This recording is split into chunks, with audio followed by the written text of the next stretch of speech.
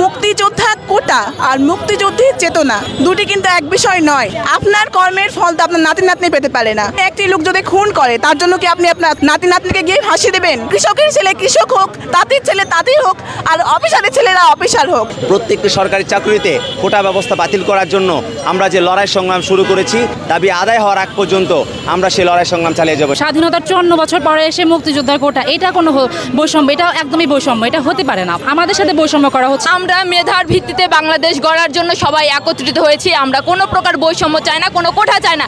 High court যদি আমাদের বিরুদ্ধে আসে, আমাদের যদি তারা শুধু আমাদের বিরুদ্ধে আসবে না, তারা সংবিধানের বিরুদ্ধে আসবে। আমরা দরকার হয় বাংলা বসন্ত নিয়ে আসবো, তারপরেও আমরা কোটাকে রদ করবো ইনশাআল্লাহ। আমরা কোনো প্রকার কোটা রাখবো না এই বাংলায়। যতদিন আমরা শিক্ষার্থীরা আছি, আমাদের ছাত্র সমাজের বুকে রক্ত আছে, আমরা রক্ত দিয়ে তারপরে হলেও কোটাকে রোধ করব। আমাদের সাথে সারা বাংলাদেশের শিক্ষার্থী রয়েছে, শুধু শিক্ষার্থীরা নেই, সকল সাধারণ জনগণ আমাদের পক্ষে। এই দেশে যদি কোটা থাকে, কৃষকের ছেলে কৃষক থাকবে, তাঁতির ছেলে তাঁতি থাকবে, জেলে ছেলে জেলে থাকবে। কেন পোষ্য কোটা রাখা হবে? তারা কি প্রতিবন্ধী নাকি পিছিয়ে পড়া জনগোষ্ঠীতে তারা পোষ্য কোটা চাই? আমরা চাই সকল প্রকার কোটার বিলুপ্ত হোক। মেধার ভিত্তিতে বাংলাদেশ হোক, যোগ্যতা যার নিয়োগ তার, সকল নিয়োগ হবে মেধার। আমরা কোনো রাজনৈতিক দলের না, আর এখানে কোনো রাজনৈতিক ব্যানারের কোনো শিক্ষার্থী অংশগ্রহণ করেনি। আমরা যারা আজকে স্বতঃস্ফূর্তভাবে অংশগ্রহণ করেছি, আমরা সবাই সাধারণ শিক্ষার্থী। কারণ স্বাধীনতা 53 বছর পরেও এই কোটা প্রথা রাখা পুরোপুরি প্রহসন ও বৈষম্যের নজির।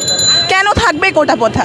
আজকে যে আমরা আন্দোলনে এসেছি, এখানে শুধুমাত্র আমরা নির্দিষ্ট করে মুক্তিযুদ্ধ কোটার বিপক্ষে কিন্তু আসিনি। আমরা মুক্তিযুদ্ধ কোটা সহ সকল কোটার বিপক্ষে আজকে অবস্থান নিয়েছি। মুক্তিযোদ্ধা কোটা আর মুক্তিযুদ্ধের চেতনা দুটি কিন্তু এক বিষয় নয়। মুক্তিযুদ্ধের চেতনা আমরা প্রতিটি শিক্ষার্থী হৃদয়ে ধারণ করি।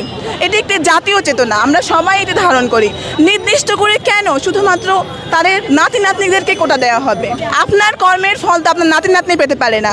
কেউ যদি একটি লোক যদি খুন করে তার জন্য কি আপনি তার নাতি নাতনিকে গিয়ে ফাঁসি দেবেন?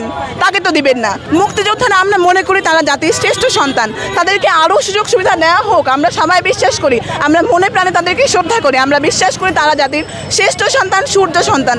তাদের সুযোগ সুবিধা আরও বাড়ানো হোক, কিন্তু তাদের সুযোগ সুবিধা না বাড়ানোর বদলে তাদের নাতি নাতনি কেন আসবে? এক্ষেত্রে তো আমরা বঞ্চিত হচ্ছে। আমাদেরকে বঞ্চিত করে তো তারা কোনো কিছু করতে পারে না। কোটা আমাদের সংবিধানে কোটা প্রথা রাখার কথা বলা হয়েছে। কাদের জন্য? পিছিয়ে পড়া জনগোষ্ঠীর জন্য। পোষ্য কোটার অধিকারী যারা, তারা কি পিছিয়ে পড়া জনগোষ্ঠী? আমরা রেলওয়েতে পোষ্য কোটা দেখতে পাচ্ছি, আমরা বিশ্ববিদ্যালয়ে ভর্তির ক্ষেত্রে শিক্ষকদের পোষ্য কোটা দেখতে পাচ্ছি। বিশ্ববিদ্যালয়ের শিক্ষকরা কি পিছিয়ে পড়া জনগোষ্ঠীর অন্তর্গত? তাদের সন্তানেরা কেন কোটা পাবে? তাহলে কৃষকরা কি? আমাদের কৃষক, মজুর, রিক্সা চালক তারা কি? শিক্ষকরা যদি পিছিয়ে পড়া হয়, সরকারি চাকরিজীবীরা যদি পিছিয়ে পড়া হয়, তাহলে কৃষক শ্রমিকরা কি? তাদের সন্তানরা কষ্ট করে পড়াশোনা করবে, কেন তাদের ক্ষেত্রে এই বৈষম্য করা হবে? আমরা দেখতে পাচ্ছি তেলা মাথায় আরও তেল দেওয়া হচ্ছে। যাদের কোটার একদমই প্রয়োজন নেই তাদের কোটা দেওয়া হচ্ছে। তাহলে সাধারণ শিক্ষার্থীরা কেন পড়াশোনা করবে? কৃষকের ছেলে কৃষক হোক, তাঁতির ছেলে তাঁতি হোক, আর অফিসারের ছেলেরা অফিসার হোক। এটাই কি চাচ্ছে আমাদের সমাজকে? এটাই চাচ্ছে। আজকের যে আন্দোলনটা হয়েছে, যদি আগামীকালকে রায় আমরা যেটা চাচ্ছি সেটা না হয়, তাহলে আমরা আরও বেশি সংগ্রাম করব। রাজপথ ছাড়বো না ইনশাল্লাহ। আমাদের যে দাবি দেওয়া আমরা উত্থাপন করেছি, তখন সেই দাবি দেওয়াগুলো যদি পূরণ না হয়, তাহলে আমরা রাজপথ থেকে ইনশাল্লাহ সরবো না। আর এটা মেইনলি আমাদের ছাত্র সমাজের একটা সবচেয়ে বড় আন্দোলন। কারণ আমরা দেখাচ্ছি এই যে হায়ার এডুকেশন অবধি আসার পর চাকরির পরীক্ষার ক্ষেত্রে যদি আমরা এত বৈষম্য, এত পিছিয়ে পড়ি, তাহলে আমরা পরবর্তীতে কোথায় যাব? আমরা যারা আন্দোলন করছি, আমরা এখানে সবাই সাধারণ শিক্ষার্থী। আমরা এখানে দলমত নির্বিশেষে সবাই যে যার তাগিদে এসেছি। কারণ সাধারণ শিক্ষার্থী হিসেবে আমাদের একটা চাওয়া আছে যে পড়ালেখা শেষ হলে আমরা একটা ভালো জায়গায় যাব, কোনো চাকরিতে যাব।